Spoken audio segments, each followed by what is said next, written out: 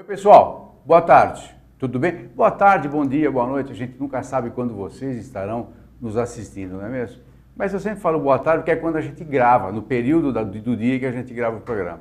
Então eu desejo que todos vocês estejam bem, tanto quanto eu estou aqui, numa companhia maravilhosa, uma escritora famosíssima, médica, psicanalista, não? É. Psicanalista, dramaturga, escritora de mancheia, best-seller em tudo que escreve, vive entre Brasil e Europa e agora, felizmente, dando o ar da graça para falar sobre o livro A Mãe Eterna.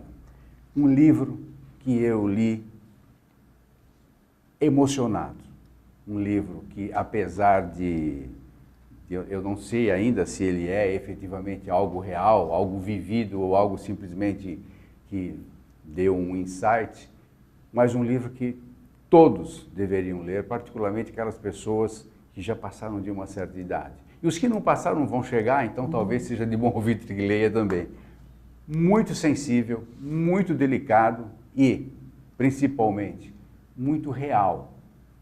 Contido nessas páginas estão aquilo que estão letras que nós gostaríamos de escrever, que nós gostaríamos de falar e que muitas vezes não temos o talento ou então sensibilidade suficiente para escrever ou falar. Antes de passar diretamente para a Beth Milan, eu quero agradecer os trabalhos técnicos sempre bons da Betânia, da Luciana, do Márcio e também agradecer a Maria Estela Guedes pelo seu site que nos propicia o universo lusófono www.com a partir de Lisboa. Sempre ela nos abre esta porta maravilhosa que, além de ser uma audiência muito grande, extremamente qualificado, que para nós é efetivamente muito mais importante.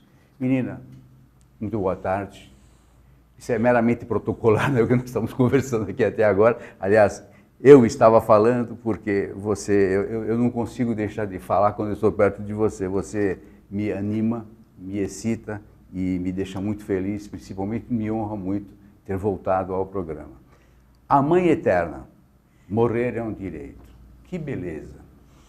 Desculpe o corpo presente. Antes de falar do livro, eu queria comentar uma coisa que você disse, né? Você diz, não, esse livro é bom porque ele é o real. Então, eu queria dizer para você e para os nossos espectadores que o real não é a realidade. O real é aquilo que o escritor ou o cineasta ou o dramaturgo revela, né? E por isso que, quer dizer, e o que importa na literatura é essa revelação. Ora, minha mãe vai fazer 99 anos, o tema do livro saiu da realidade, da minha relação com ela, das questões que a velhice extrema coloca. Por exemplo, até quando a vida deve ser prolongada, não é? O médico deve ou não tentar vencer a morte? Essa é ou não a função dele? Então, as questões foram todas elas colocadas pela realidade, são questões que vão se colocar cada vez mais, porque a tendência é haver mais longevos ainda, ou pelo menos tantos longevos quanto as crianças no mundo. Essa é a nossa, nós estamos evoluindo para isso. Daí o desenvolvimento do tema no Museu do Amanhã, no Rio de Janeiro. Eu fiquei muito surpresa de constatar que o tema da longevidade é um dos grandes temas do museu.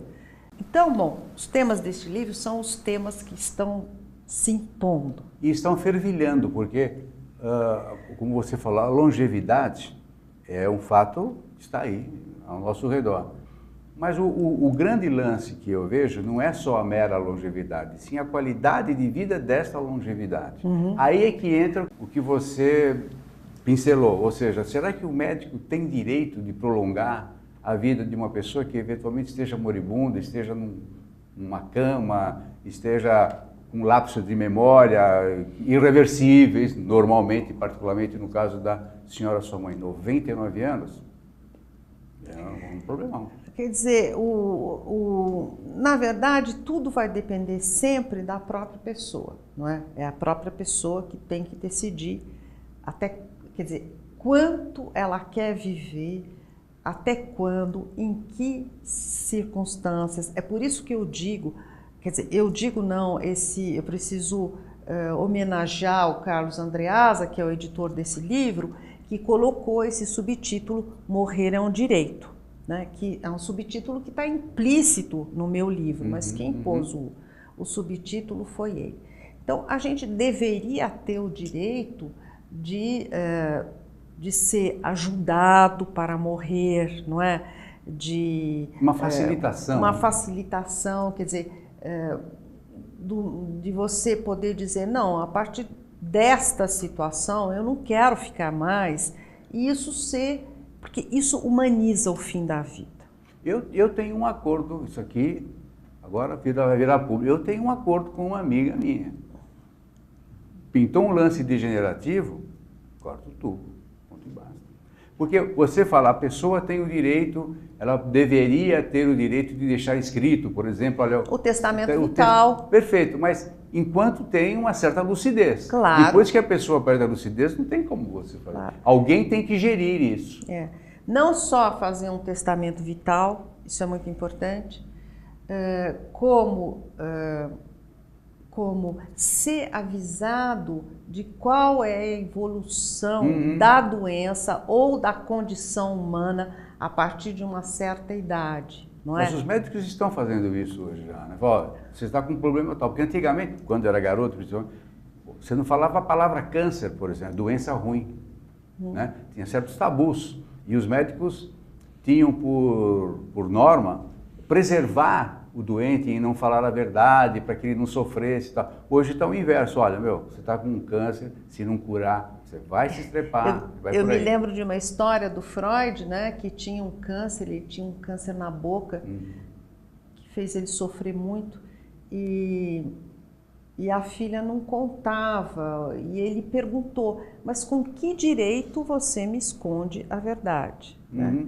Nós, obviamente, não temos esse direito, a maneira como nós comunicamos isso deve ser pensada, inclusive porque o câncer hoje é uma doença altamente tratável, não é? Então, é muito nocivo dizer, fulano está com câncer.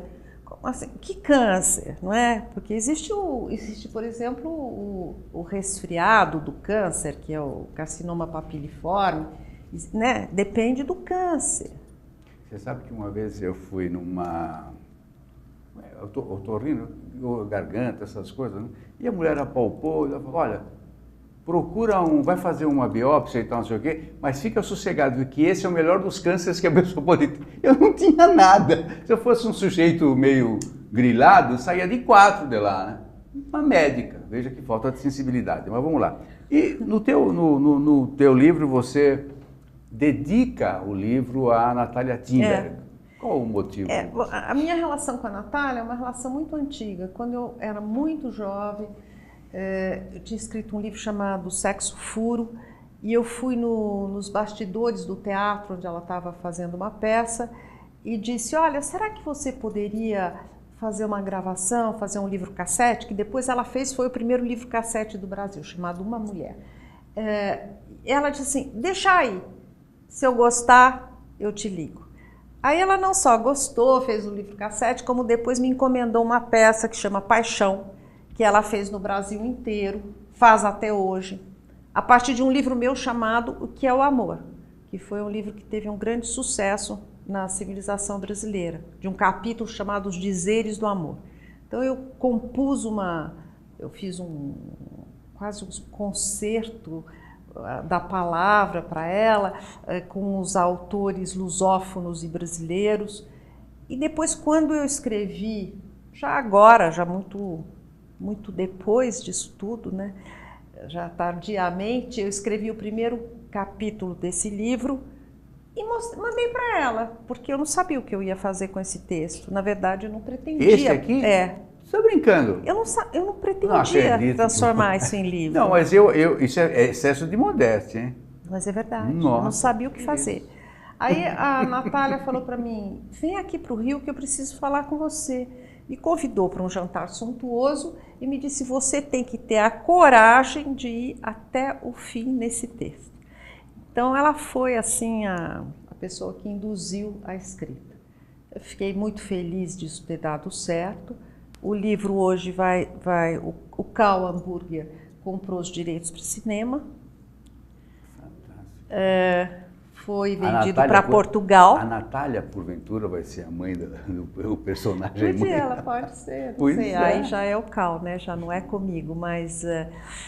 enfim, foi comprado pelos portugueses, que adoraram o texto, pelos espanhóis. Tá rolando. Sabe que o que me parece também, que tipo um filme legal, mas uma novela caberia, uma série, um seriado, por exemplo. Uma declamação, coisa do gênero, né? Falando em declamação, todos os textos aqui, o que eu acho mais legal é que ele é tipo um diário, né?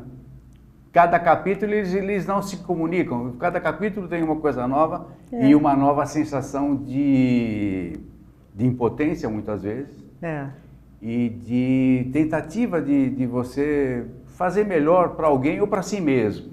Tem algum texto aqui que você privilegia? Eu sei que é uma sacanagem, é mesmo que falar qual é o filho que você mais gosta, né? Vamos ler o primeiro capítulo, que é a abertura do livro. Puxa vida. Que o Roberto Schwartz diz uma coisa bonita que está na capa, que é um livro ambivalente, interessantíssimo, sobre a vida aos 100 anos. Na verdade, esse livro expressa continuamente a minha ambivalência diante a ambivalência da narradora diante da mãe querida, né, que está indo embora. Então ela gostaria de dar a vida de novo à mãe. Então o livro começa assim. Não é muito egoísmo isso? Se eu pudesse te dar de novo a vida, fazer você nascer de mim como eu nasci de você, não paro de desejar o impossível. Apesar dos seus 98 anos, não suporto te perder. Eu, que sei do fim de tudo, não me conformo com o seu fim. De que adiantou ler os budistas e saber que tudo muda? As causas e as condições variam continuamente? Que a vida é fluxo de criação, transformação, extinção e que nada permanece? Sei que só a impermanência possibilita a renovação do universo, porém o coração não acompanha a cabeça. Você sabe que, lindo, olha, antes de te perguntar isso, eu vinha no caminho, nos faróis e tal, eu procurei o meu capítulo preferido. Não tem, são todos. Tem. Não, insisto, não estou falando isso para te deixar sem graça. É porque realmente é fantástico. Olha, fazia muito tempo que eu não lia algo que me... Tocasse. E que me abateu. Porque eu fiquei sem saber se essa obra era uma ode à vida ou à morte.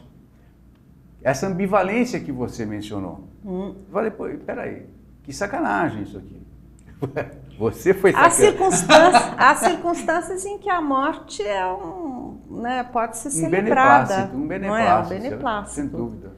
Agora, de repente eu estou descobrindo, com a minha mãe já fazendo 99 e já perdendo em parte a memória, embora ela esteja lúcida, que a vida aos 99 anos, com essa falta com uma certa indiferença, pode ser muito boa. Eu tenho jogado bola com a minha mãe. Você acredita? Não. Ela está completamente zen. Então, é muito complicado. Eu acho que há 3 posições. Bom, primeiro, quando a minha mãe caiu há 2 anos, ela me disse, olha, eu disse, mãe, você quer mesmo entrar nessa cirurgia? Era uma operação, uma fratura. Quer mesmo entrar nessa cirurgia? Você pode passar mal, você pode perder a vida. Quero. Eu disse assim... Aí ela me disse, a morte tem que ser natural. foi para a cirurgia, passou muito mal, porque o velhinho passa muito mal com anestesia geral. Às vezes não volta. Às vezes não volta. Se recuperou. Um ano depois teve uma pneumonia, uma trombose múltipla do pulmão. Eu falei, bom, agora é a hora.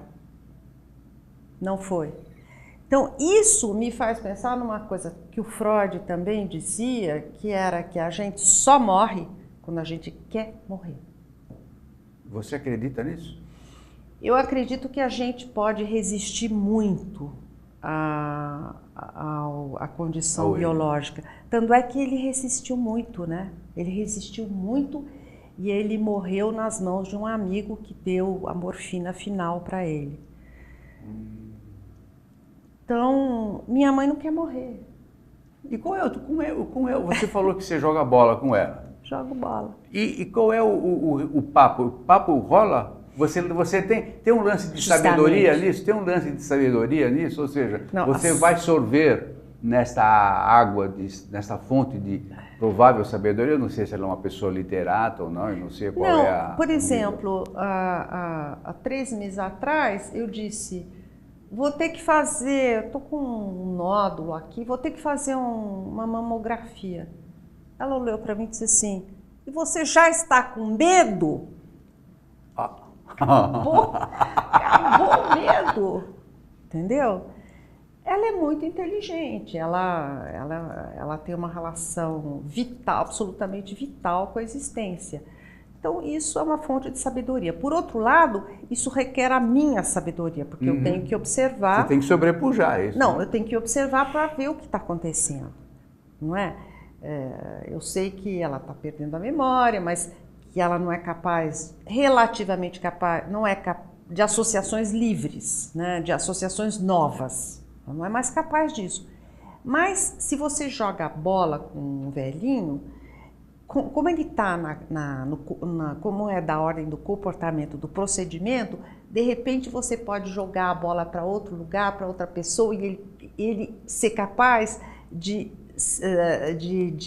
assimilar a surpresa, entendeu? Ele faz uma associação nova e renova a sua existência, sabe? Fazendo a pessoa não é capaz de fazer associações novas no plano puramente intelectual, mas é capaz de comportamentos novos se você ensinar.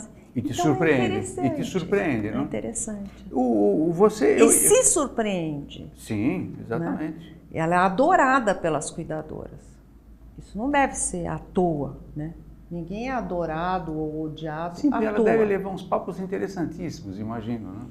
Ela faz a gente rir muito. Olha só.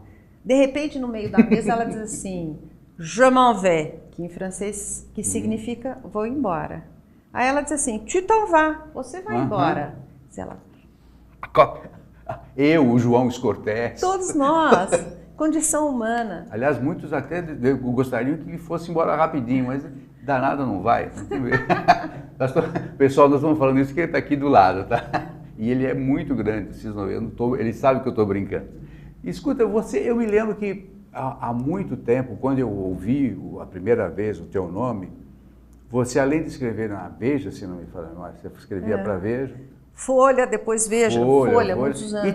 E também tinha uma característica de consultora. Era o consultório sentimental. Isso. Que eu adorei, um trabalho que eu adorei fazer. Não pinta mais isso? Pinta. Eu já tive um convite aí para fazer num outro lugar, mas agora estou escrevendo um romance, eu preciso ter fôlego para ver se eu consigo. É sempre muito difícil. Tudo bem, aqui nesse livro, A Mãe, que eu, de novo, vocês me perdoem a redundância, aconselho mesmo, tem uma certa proximidade que te deu naturalmente um insight. Mas normalmente o teu processo criativo, como ele se dá? Você escolhe primeiro um tema, vem, a partir dali... essa é uma pergunta recorrente que eu faço aos grandes talentos. Naturalmente eu não podia deixar de fazer para você. Explica, só para terminar. Ralf, eu gostaria muito que fosse assim. Não é? Eu sou escolhida pelo tema, realmente. Eu não, eu Colhida ou escolhida? Escolhida e colhida. Por exemplo, eu estava escrevendo, tentando escrever o romance que eu estou escrevendo ainda. Esse romance se impôs no meio. Eu não pude deixar de escrever porque o fato de estar perdendo a minha mãe foi um fato absolutamente dramático para mim. Então eu tive que escrever A Mãe Eterna para poder me distanciar, para ter uma certa objetividade em relação ao que estava me acontecendo. Eu achei que justamente seria o oposto. O fato de você escrever sobre ela te daria mais proximidade, ao invés de distância. Ah, não. O que eu precisava era inverso, poder isso? suportar a perda, porque com a velhice extrema você vai perdendo a pessoa, não é? Aquela pessoa que era o seu interlocutor, claro, você lógico. perde. Quando a pessoa perde a memória, qual é quando perde Não tem convivência, inclusive. Né? Né, tem convivência, mas não tem tem a convivência comunicação. física, Não só. tem a comunicação Ponto e basta. que tinha. Você sabe que a pessoa, no caso a senhora, sua mãe, está aí, mas se ela continuar nesta fase decadente, vai se ausentar mais. cada vez mais. Agora, fisicamente está lá. A presença dela é uma presença relativamente ausente, não é? Porque essa está se ausentando, aquela outra querida que deve dar uns lapsos assim de tá fuga, se ausentando. Né? Mas é uma presença simbólica, ela está aí, né? E o lance é que ela está fisicamente bem, né? Como você falou. Fisicamente bem. Isso também é uma sacanagem, né? Ela toma água. Ela toma água. Pouca. Pois é, o velho não toma água. Toma pouca água. O velho não toma, uma sacanagem da natureza essa também, não? My God. Bom, e esse teu novo livro tem alguma coisa a ver? Não, é um livro sobre a imigração. Imigração? Imigração. Pô, um tema absolutamente atual. Eu sou neta e bisneta de imigrantes. De imigrantes de onde? Do Líbano, daquela região do mundo que está sofrendo. Tão linda, não? Que lugar maravilhoso tão linda. aquele. Não sei, eu não fui para lá. Só fui com os meus pais quando eu tinha 14 anos. Teria gostado muito de ir, mas a situação atual acho que eu só ia sofrer, então não quero mais. Não estou com muita vontade mais de viajar, viu, Ralph? Medo ou vontade? Falta de vontade. Eu moro uma parte do ano em Paris. A situação de Paris hoje, Paris que foi a cidade mais aprazível do mundo, é inimaginável, porque eu fui para lá nos anos 70 trabalhar com Lacan. Era uma cidade fantástica. Eu escrevi O Paris Não Acaba Nunca, que teve muito sucesso aqui no Brasil, foi publicado na China, em outros países. Era uma cidade muito aprazível. Hoje é difícil, porque há muitos imigrantes na rua, na porta do metrô, famílias em cima de um colchão, sabe? Deprimente, né? E você sente medo de andar pela rua, não? Não, em não função sinto... até desses últimos acontecimentos. Hein? Tem essa também. Tem essa. Você fica meio amedrontada. Você às vezes vai entrar num barzinho e diz, bom, eu vou... Será que é agora?